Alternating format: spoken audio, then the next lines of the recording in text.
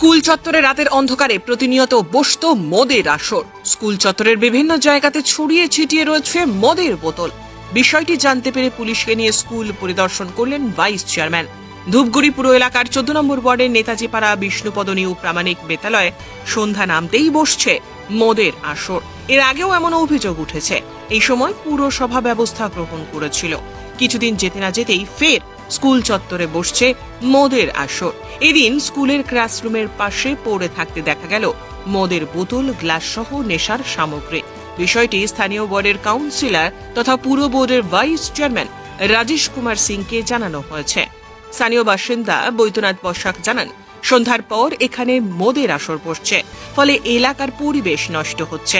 Vice চেয়ারম্যানকে বিষয়টি জানানো হয়েছে।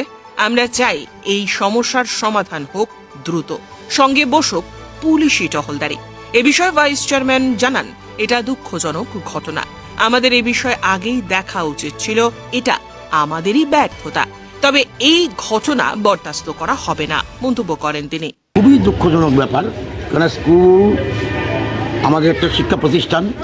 আমরা চাই স্কুল পরিষ্কার পরিচ্ছন্ন থাকুক। এখানে পাড়ার আমাদেরই একটা নাম, স্কুলটা খুব সুন্দর স্কুল।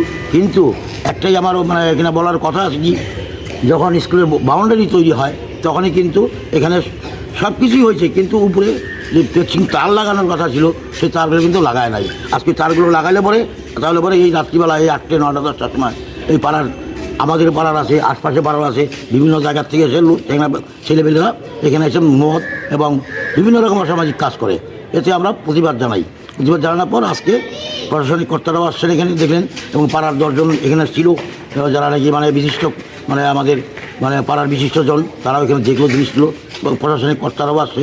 ওনারা সবাই মিলে সব জিনিসগুলো দেখলো এবং তারা কথা দিয়েছে যে এর মধ্যে ওনারা ব্যবস্থা নেবেন এবং এখানে মাঝে মাঝেই পুলিশ প্রশাসন একটু নজর দেবে। ব্যুরো রিপোর্ট, উত্তরের প্রহরী।